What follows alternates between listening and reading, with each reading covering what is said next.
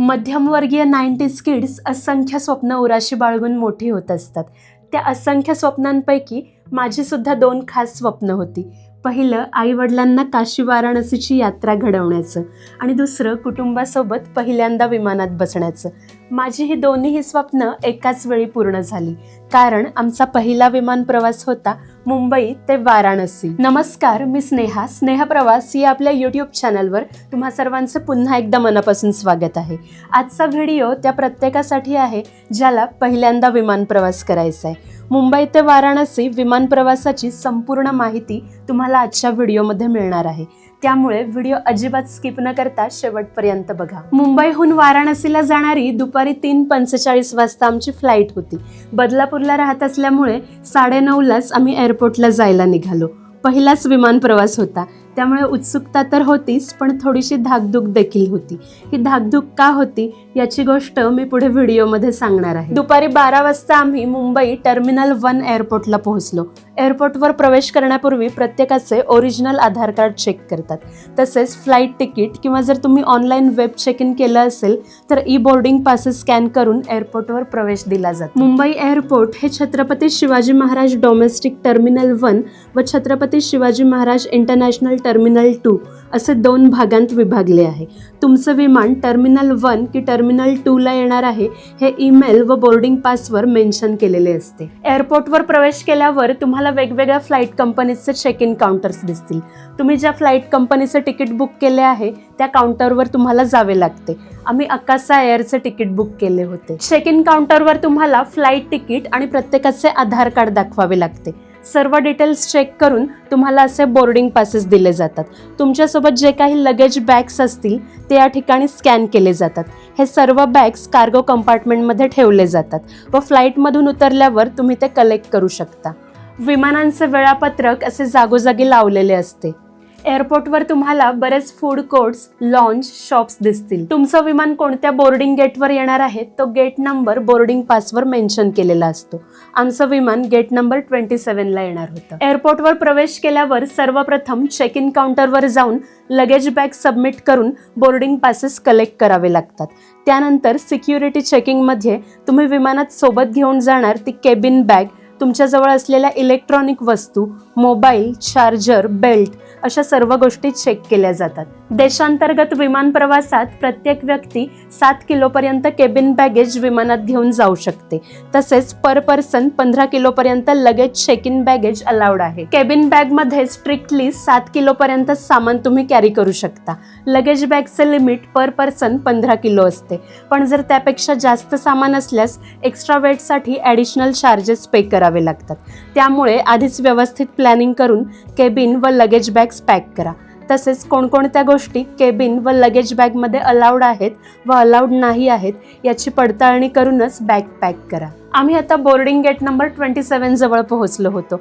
देशांतर्गत विमान प्रवास करताना शक्यतो तुमच्या फ्लाईट टायमिंगच्या 2 तास अगोदरच एअरपोर्टवर पोहोचा.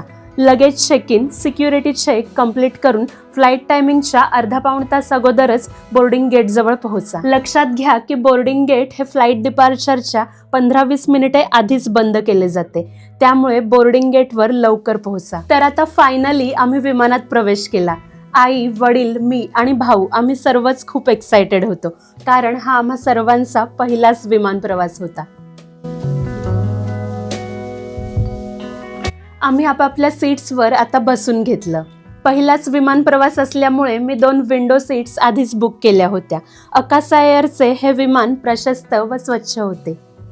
लॅपटॉप, खाद्यपदार्थ ठेवण्यासाठी असा ट्रे प्रत्येक सीट समोर असतो.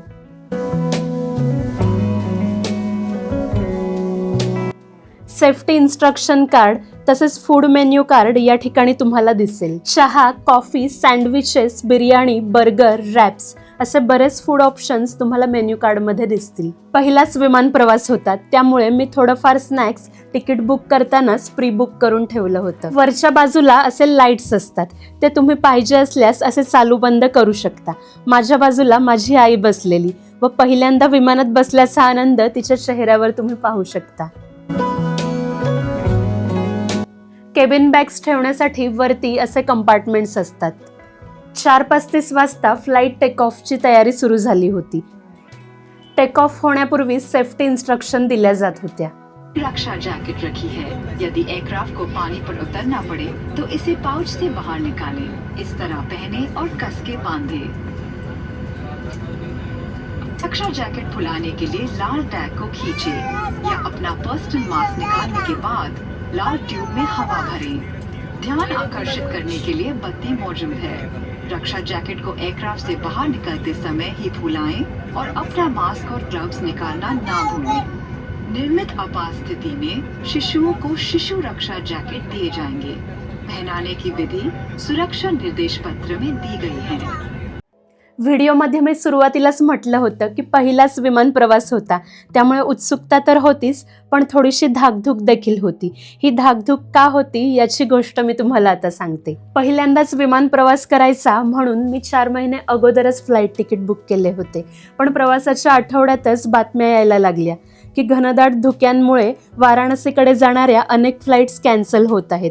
इतकंच नाही तर आता आम्ही ज्या अकासा एअर फ्लाईटमध्ये बसलोय ती फ्लाईटसुद्धा आदल्या 2 दिवसांत सलग कॅन्सल झाली होती. आपली फ्लाईट देखील कॅन्सल होते का ही भीती सतत मनात घर करून बसली होती.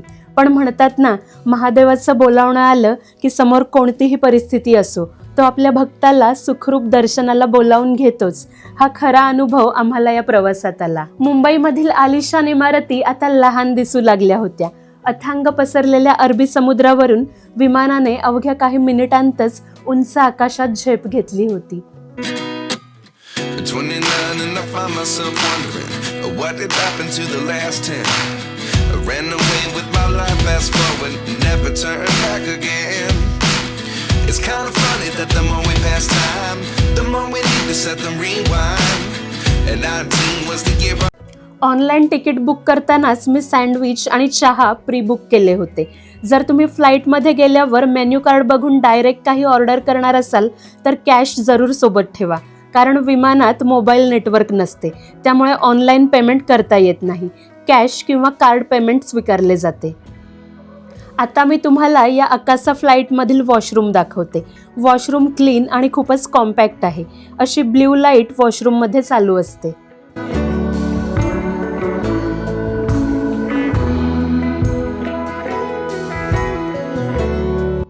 स्वच्छ निळे आकाश व पांढरे शुभ्र ढग दिसू लागले होते. मुंबई ते वाराणसी अकासा फ्लाईटचा टायमिंग खरं तर संध्याकाळी 5 वाजता असतो, पण थंडीमध्ये धुक्यांमुळे फ्लाईट दुपारी 3:45 वाजता रिस्केड्यूल केली होती.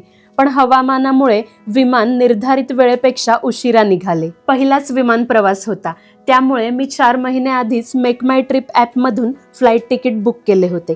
त्यावेळी या मुंबई ते वाराणसी अकासा एअर फ्लाईटची प्राईस 4,900 पर पर्सन होती.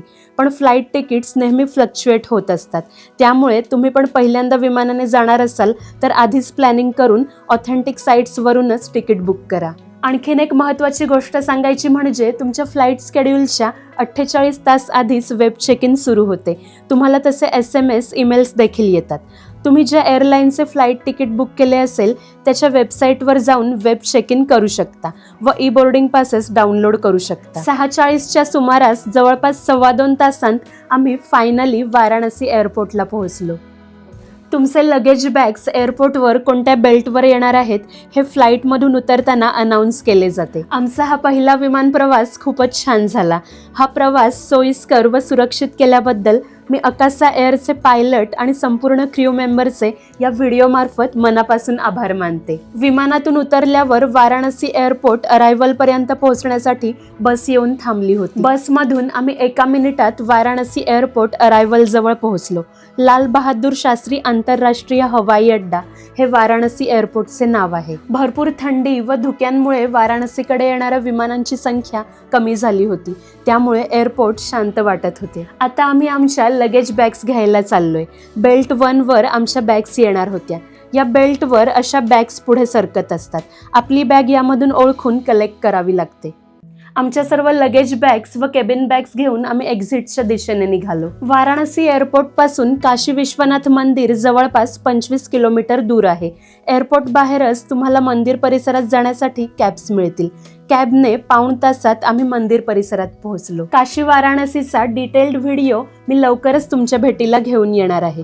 त्यामुळे जर तुम्ही अजून चॅनलला सबस्क्राईब केलं नसेल तर आत्ताच सबस्क्राईब करून घ्या आणि नोटिफिकेशन बेल आयकन प्रेस करायला अजिबात विसरू नका. आजच्या व्हिडिओबद्दल जर काही क्वेरीज असतील तर कमेंट करून नक्की विचारा. तसेच व्हिडिओ कसा वाटला हे देखील कमेंट करून जरूर कळवा.